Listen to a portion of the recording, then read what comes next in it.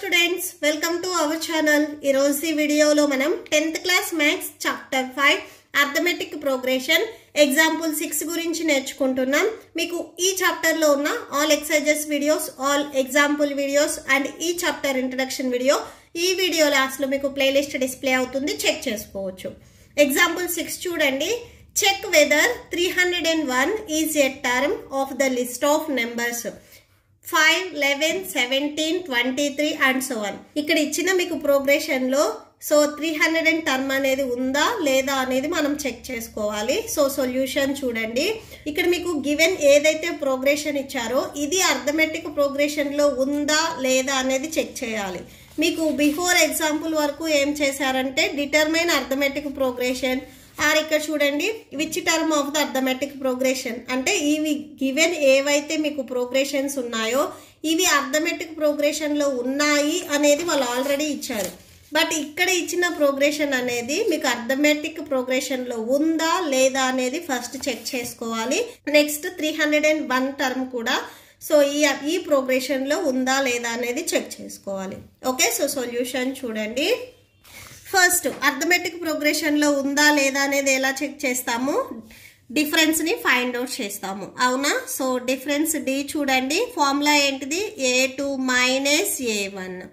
ఇక్కడ మీకు ఏవైతే సిరీస్ ఉన్నాయో ఇవి మనం a1, a2, a3, a4 and so on ఇలా తీసుకుంటాము. That equal to a2 value 11 minus 5 subtraction చేస్తే 6 వస్తుంది. ఇక్కడ డిఫరెన్స్ అనేది మీకు 6 వచ్చింది. సేమ్ మళ్ళీ ఒకసారి difference a3 minus a2 check చేయండి.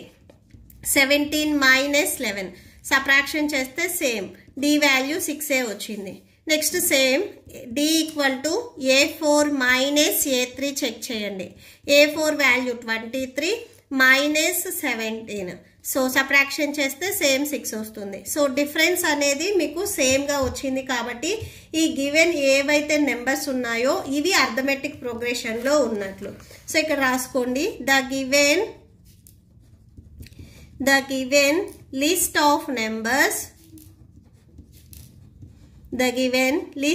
Numbers is an arithmetic progression.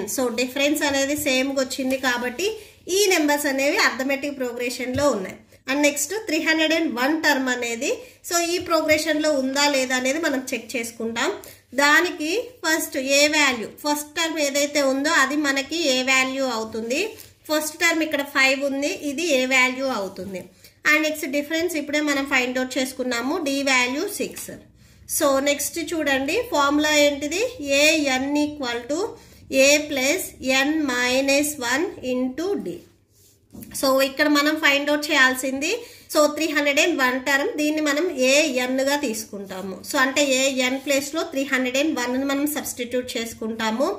a value 5 plus ఎంత n వాల్యూ మనకు తెలియదు, ఎన్నో టర్మ్ మనకు తెలియదు కాబట్టి n అలానే రాసుకుంటాం.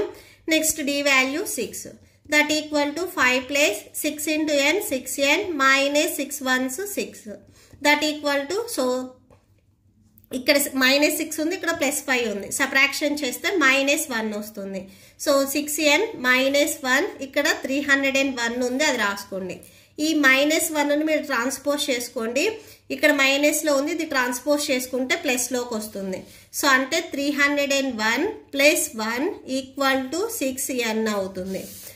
నెక్స్ట్ చూడండి ఇవి రెండు యాడ్ చేస్తే 302 ఈక్వల్ టు 6n.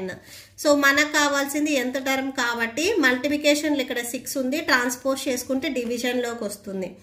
క్యాన్సిల్ అయితే క్యాన్సిల్ చేయండి. సెకండ్ టేబుల్లో 2 3s 6, 2 1s 2 5s 10, 2 1s 2. 151/3 equal to n వచ్చింది. ఎందుకంటే ఇక్కడ మీకు క్యాన్సిల్ అవ్వదు, పాయింట్స్ లో వస్తుంది.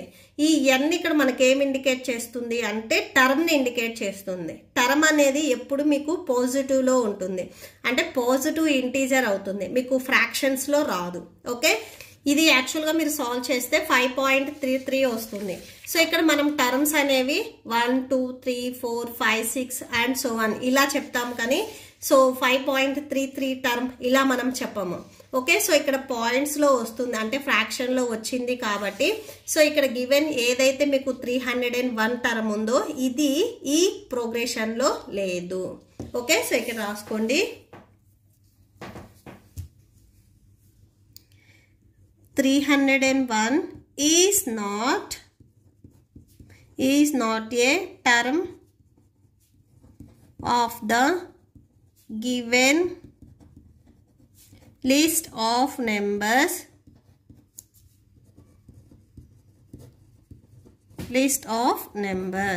okay, so that's it. మీకు ఈ వీడియో నచ్చితే ప్లీజ్ లైక్ చేయండి, మీ ఫ్రెండ్స్కి షేర్ చేయండి అండ్ మన ఛానల్ని సబ్స్క్రైబ్ చేసుకోండి. ఇప్పుడు మీకు ఎగ్జాంపుల్ 7 డిస్ప్లే అవుతుంది, చెక్ చేసుకోవచ్చు. Thank you and thanks for watching.